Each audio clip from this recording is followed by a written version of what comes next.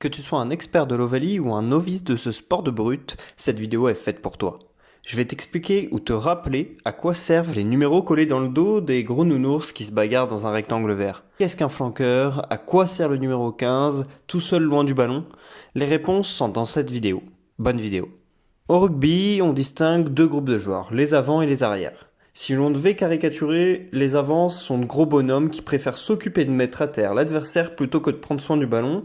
L'arrière, lui, préfère soigner sa coiffure et jouer au pied que rentrer dans le tas. Mais si ce portrait parfois vrai, surtout au niveau amateur ou dans le rugby d'il y a 30 ans, aujourd'hui, au niveau international, les avants et les arrières, c'est bien plus que ça. Les avants sont les joueurs numérotés de 1 à 8, plus costauds que les arrières, on les retrouve dans les rucks et dans les lancements de jeu comme la mêlée et la touche. Ces 8 numéros sont séparés en 3 lignes. La première ligne est composée des numéros 1, 2 et 3, la deuxième des numéros 4 et 5 et la troisième des 6, 7 et 8.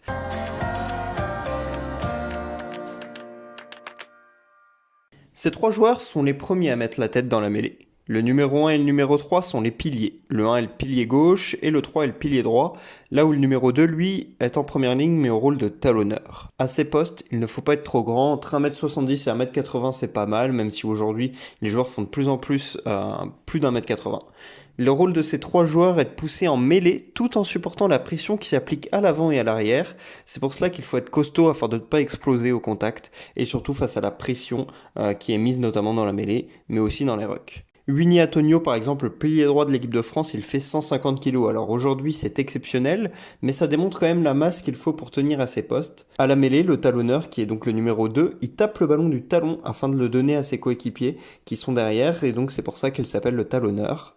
Le numéro 2, il est également le lanceur en touche, donc c'est une responsabilité très importante. Il est très souvent le commandant du maul qui se met en place après une touche et qui peut emmener le ballon dans l'embut adverse. Les deux piliers, les numéros 1 et 3 donc, vont eux jouer le rôle de lifter à la touche. Un lifter, c'est celui qui porte le sauteur pour lui permettre de prendre le ballon. Sur le terrain, les trois premières lignes peuvent avoir quelques ballons à jouer pour fatiguer les avants adverses et gagner l'épreuve de force. Certains premières lignes comme Cyril Baille et Julien Marchand, les meilleurs à leur poste actuellement, ils peuvent faire des passes après contact et gagner des longs mètres avec le ballon sans perdre leur lucidité. Cependant, les premières lignes ont davantage un rôle physique et doivent gagner leur duel face à la première ligne adverse car comme dit le dicton, le rugby, ça commence devant.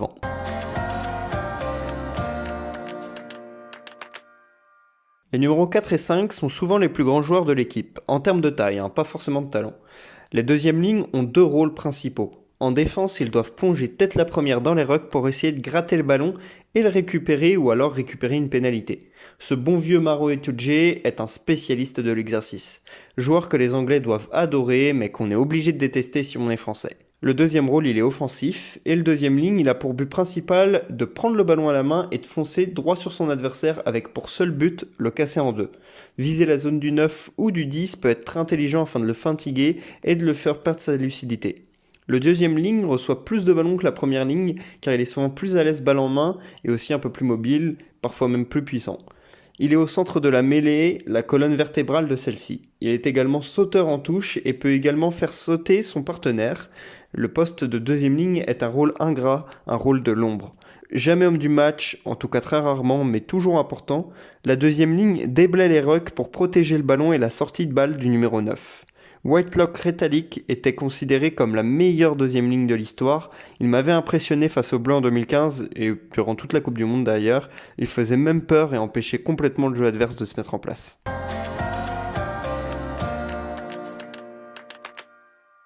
Les troisièmes lignes sont moins épais que les premières lignes et plus mobiles que les deuxièmes lignes. Si les 5 devant sont souvent carbo très vite dans le match, les troisièmes lignes sont plus endurants. Ce sont surtout les plaqueurs. Leur objectif premier est de s'occuper du porteur du ballon adverse et de lui faire regretter de l'avoir eu dans les mains. Dans le classement des meilleurs plaqueurs du tournoi à destination, on retrouve Gelon, Aldrit et Kroos, qui sont dans les 10-15 meilleurs plaqueurs du tournoi, et nos trois premières lignes, ils plaquent en moyenne 12 fois chacun par match. Les 5 avant et les arrières font quant à eux entre 5 et 8 plaquages par match, pour vous donner un ordre d'idée. Les 6 et 7 sont nommés troisième ligne L ou flanqueurs en anglais. Ils sont placés sur le côté dans la mêlée. Ils se détachent très vite de la mêlée pour participer au jeu. Ces joueurs sont très complets. Ils doivent plaquer des gros comme des rapides et allier puissance et vitesse. Il faut être polyvalent et c'est à titre personnel le poste que je trouve le plus difficile au rugby. En France, Thierry Dusautoir a été un magnifique numéro 7, élu joueur de l'année en 2011.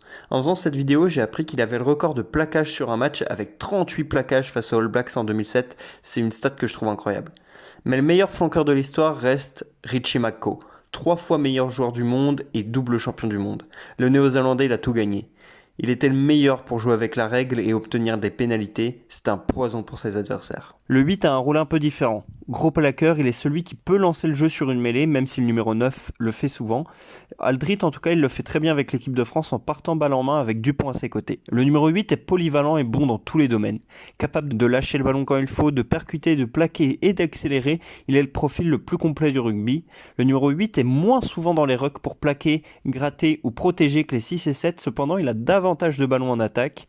En touche, le 8 se met en fond d'alignement pour jaillir si le lanceur rate son lancer, un peu comme au baseball. Là on le voit très bien avec une très mauvaise touche des Gallois et une belle récupération des Anglais. Désormais on va s'attaquer aux arrières que l'on peut séparer eux aussi en 3 catégories. Tout d'abord, la charnière 9-10 qui mène le jeu, est le cerveau de l'équipe. Les 3/4 centres sont eux les 12 et 13, ils plaquent beaucoup et transpercent l'axe du terrain. Les ailiers sont eux les finisseurs, les marqueurs d'essai et les dynamiteurs du jeu. Le 15, lui, est en couverture ou alors à la buvette, selon le sérieux du joueur.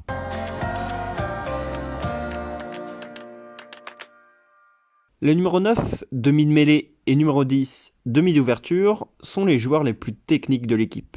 Le 9 est celui qui mène le jeu et l'oriente, tel un meneur de jeu au basket. Il prend le ballon à la sortie des rucks et choisit s'il veut jouer avec les gros bras ou s'il veut écarter vers les ailes pour trouver un décalage. Le numéro 10 se place à quelques mètres du 9, prêt à recevoir le ballon ou à servir de leurre. Il prend ensuite des décisions, peut taper au pied pour chercher une diagonale, une chandelle ou même un drop. Ces deux joueurs peuvent taper les pénalités et sont toujours à l'aise avec le jeu au pied. Le demi de mêlée en défense est généralement caché en second rideau. Cela permet de couvrir les jeux au pied ou les plaquages ratés, mais surtout d'éviter que le maître du jeu se prenne une deuxième ligne lancée dans le buffet. Le demi de mêlée est le 4e arbitre sur le terrain, se plaignant sans arrêt dans les rucks pour obtenir la précieuse pénalité. Aujourd'hui, le meilleur 9 du monde est Antoine Dupont. Meilleur joueur de l'année 2021, il est un game changer et un excellent défenseur. Le numéro 10 est quant à lui le bel homme de l'équipe, l'esprit créatif, celui qui tentera chistera, jeu au pied rasé et passe de 20 mètres. Le numéro 10, par son imagination, doit surprendre l'adversaire pour le déstabiliser.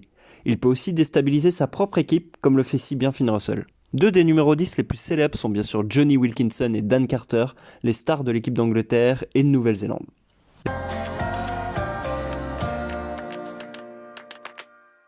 Les centres évoluent comme son nom l'indique au centre du terrain.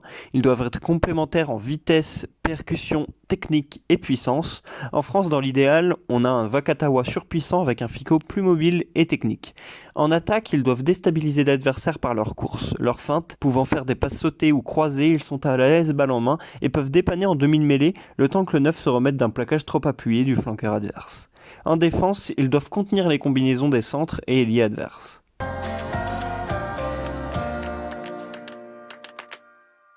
Les 11 et 14 sont les joueurs les plus rapides de l'équipe. Leur but est dans un premier temps de finir les actions et de marquer l'essai qui vient concrétiser le travail collectif. Ils doivent créer des différences grâce à un jeu d'appui très développé, mais il ne faut pas oublier l'objectif principal, rester dans le rectangle vert. L'ailier est aussi là pour gueuler sur le 9 à la mi-temps s'il ne lui a pas lâché le ballon alors qu'il était seul. Les ailiers doivent en défense éviter de danser sur un crochet de l'ailier adverse, mais aussi jouer en couverture pour récupérer les coups de pied adverses et éviter désormais les 50-22. En France, le meilleur ailier qu'on ait eu est sûrement Vincent Clerc, mais le plus bel essai que j'ai pu voir, il est signé Teddy Thomas. En défense, ce sont les moins bons plaqueurs et on essaie de les cacher là où les adversaires essayent de les trouver, mais en attaque, ce sont les joueurs les plus virevoltants et c'est eux qui peuvent nous faire cliquer sur un match.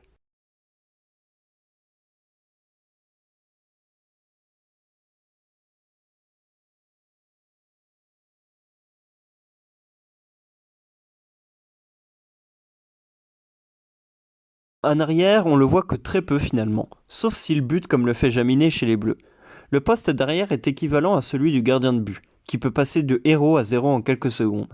En attaque, il doit s'intercaler dans la ligne afin de créer un surnombre et surprendre l'adversaire. En défense, son rôle est de rester derrière la ligne afin de recevoir les coups de pied mais aussi de récupérer les boulettes de ses coéquipiers. Il peut lui aussi faire une boulette, comme l'a fait Médard en top 14 il y a quelques semaines. Aïe aïe aïe. Il peut aussi faire une relance. Après avoir récupéré le ballon sur un coup de pied raté de son adversaire, il tape une chandelle pour enflammer le stade ou fonce dans la ligne adverse pour créer un point de fixation. Le poste d'arrière est peut-être celui qui est le plus exposé à la pression et surtout aux situations dangereuses. Sur le banc, il y a deux possibilités, avoir des remplaçants ou des finisseurs. En fait, c'est la même chose, mais l'un est employé par tout le monde et l'autre par Fabien Galtier. Les finisseurs sont au centre du projet Galtier qui veut les impliquer et les mettre en valeur. Il y a plusieurs compositions sur le banc, généralement on utilise un 5-3 ou un 6-2, c'est-à-dire que l'on met 5 avant et 3 arrières ou alors 6 avant et 2 arrières.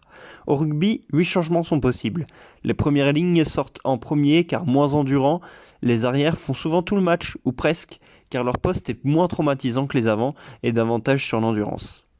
Merci d'avoir regardé cette vidéo, j'espère qu'elle vous aura plu et que vous aurez appris des choses. J'espère que si vous connaissiez aussi le rugby, ça vous a permis de revoir certaines choses. Et puis de mon côté, je vous dis à bientôt pour parler des règles du rugby.